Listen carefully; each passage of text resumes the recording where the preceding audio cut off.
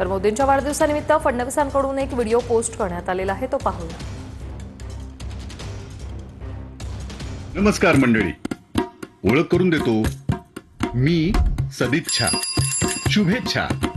ख्याली खुशालीचं गाठोडं घेऊन कित्येक किलोमीटरचा प्रवास करून गाव खेड्यातून अखंड भारताच्या कानाकोपऱ्यात नाती जोडणारी देशातील सर्वात मोठी टपाल सेवा देणारा महाराष्ट्र बोलतोय. आज मी आलोय थेट दिल्लीला माझ्या मातीतलं पत्र घेऊन.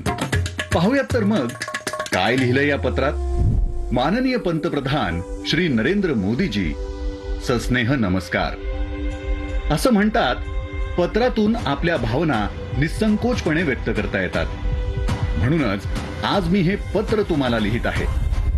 बरं, हे पत्र मी मराठी भाषेत लिहितोय कारण मराठी भाषेला अभिजात भाषा म्हणून राजमान्यता देण्याचा ऐतिहासिक निर्णय घेऊन तुम्ही महाराष्ट्राच्या अस्मितेचा सन्मान केला आहे. एवढंच काय, तर महाराष्ट्राच्या प्रत्येक मराठी पत्राला मराठी भाषेतूनच उत्तर देण्याचा तुमचा निर्णय हा महाराष्ट्रातील मराठी माणसाचा स्वाभिमान जपणारा आहे. 2014 साली सुरू झालेला तुमचा पंतप्रधान पदाचा प्रवास आज 2024 मध्ये देखील तुमच्या कुशल प्रशासनाचे दाखले देत आहे. तुम्ही दिलेला नारा सबका साथ, सबका विकास, सबका विश्वास और सबका प्रयास हा विविध योजनांच्या माध्यमातून तळागाळात जाऊन जनसामान्यांचे हित जोपासत आहे. तुमच्या नेतृत्वातील आत्मनिर्भर भारत ही केवळ एक संकल्पना नसून समाजातील प्रत्येक घटकाचा विकास करणारा मूलमंत्र आहे.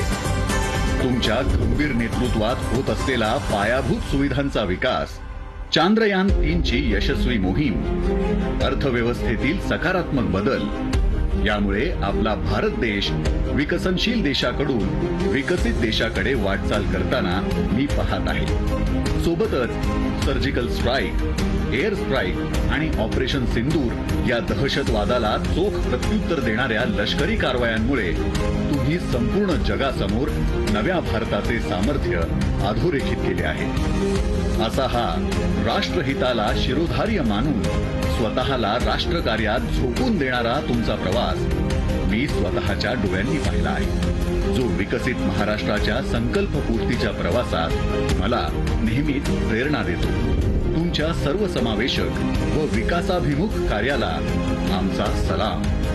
वयाची 75 ओलांडूनही तेवढ्याच ताकदीने, निष्ठेने राष्ट्रविकासाची नवी परिभाषा मांडणाऱ्या तुमच्यातील देशभक्ताला अखंड महाराष्ट्राकडून वाढदिवसाच्या कोटी कोटी शुभेच्छा.